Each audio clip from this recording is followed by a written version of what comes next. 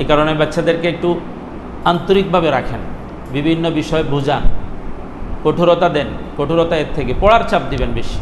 বর্তমান বাচ্চাদেরকে শারীরিক চাপ না দিয়ে পড়ার চাপ দেন, পড়ার উপরে চাপ দেন। বিনা লোকমা শুনেইতেই হবে তোমাকে, না তুমি বিনা লোকমা আমাকে শুনেইতেই হবে।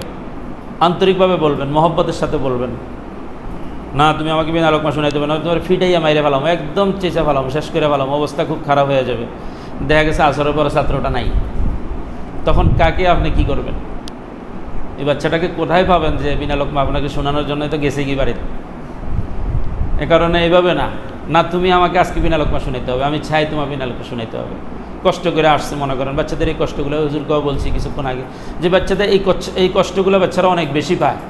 19 পৃষ্ঠা বিনা লোকমা শুনাইছে, 20 নম্বর পৃষ্ঠাও বিনা লোকমা পড়ছে, লাস্টে শেষ লাইনে যাই সবকের পাড়া, শেষ লাইনে যে একটা টোকা খাইলে উঠাই দিলেন।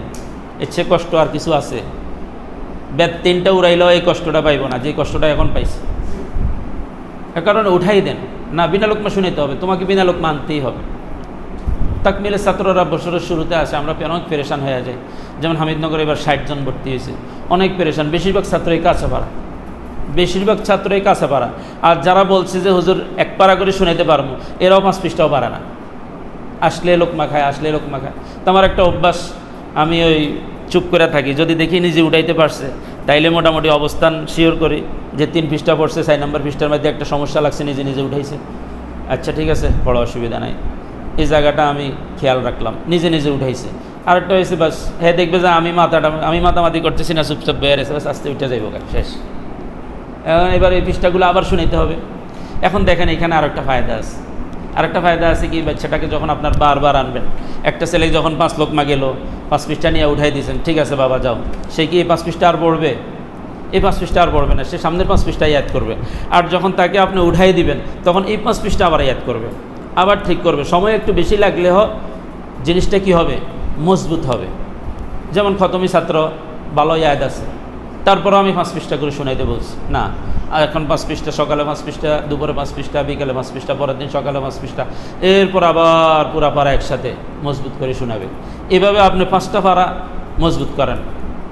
এই 5টা পারা মজবুত করার পরেও ছাত্র এদিকে দেখবে যে না আলহামদুলিল্লাহ আমার 5টা পারা আছে, সমস্যা নাই।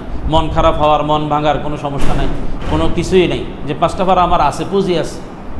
একটা বাচ্চা দেখবে যে চতুর্দিকে তাকিয়ে দেখবে যে আমার অন্ধকার আর অন্ধকার, এদিকেও নাই, ওইদিকেও নাই, ওইদিকেও নাই, যেদিকে প্রশ্ন করি ওইদিকে নাই, কিছুই নেই। তখন এই বাচ্চাটার মানসিকতার উপরে এফেক্ট পড়ে, মানসিকতা নষ্ট হয়ে যায়।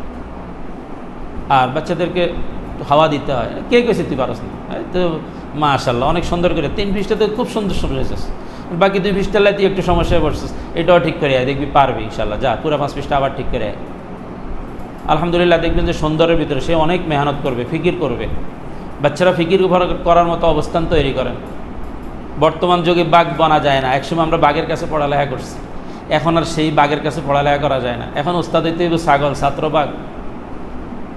এখন ওস্তাদকে ছাগল হইতে হইব, ছাত্র বাঘ থাকবে।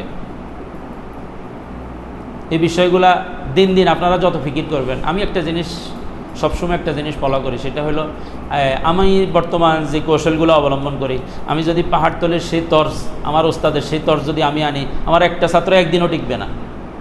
আমি ওই তর্জগুলো সম্পূর্ণ চেঞ্জ করে ফেলাইছি। আমি এখন নিজে থেকে ফিকির করি, নিজের থেকে চিন্তা করি। একটা ছাত্রকে যেহেতু পড়ামো, আমাকে ফিকির করতে হবে। আমার রাত দিন 24 ঘন্টা এই ছাত্রের পিছনে।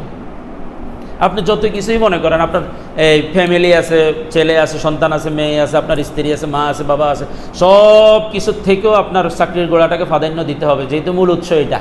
এখান থেকে চলতেছেন আপনি, এখান থেকে চলতেছেন। আপনি খেদমত করেন 100%, বেতন না দিলে থাকবেন? খেদমত তো ঠিক আছে, আমিও 1000% খেদমত করি, কিন্তু আমাকে 1 মাস বেতন না দেখে আমি থাকবো না। তা আমি আমারটা বলতেছি, আপনি থাকবেন? থাকবেন না। খেদমত ঠিক আছে 100%, কারণ ভাই খেদমতের বেতন এটা না, এটা খেদমতের বেতন না। 10,000, 5,000, 15,000, 20,000 এটা খেদমতের বেতন না, এটা চাকরির বেতনও না। এটা কি? এটা আমরা জাস্ট একটা হাদিয়া পাইতেছি, সম্মানীয় না। কি সম্মান করছে আপনাকে? আপনি 24 ঘন্টা মেহনত করতেছেন, আপনাকে সম্মান করছে 5,000 টাকা দিয়ে, এটা সম্মান হইল?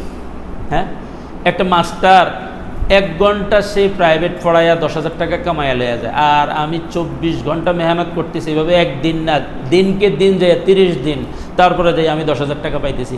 তাইলে কি সম্মান আমাকে করছে? এটা সম্মানীয় না। এটা হলো জাস্ট দুনিয়াতে হয়তো চলার জন্য একটা বিষয়। আপনি খেদমত করতেছেন 1000%,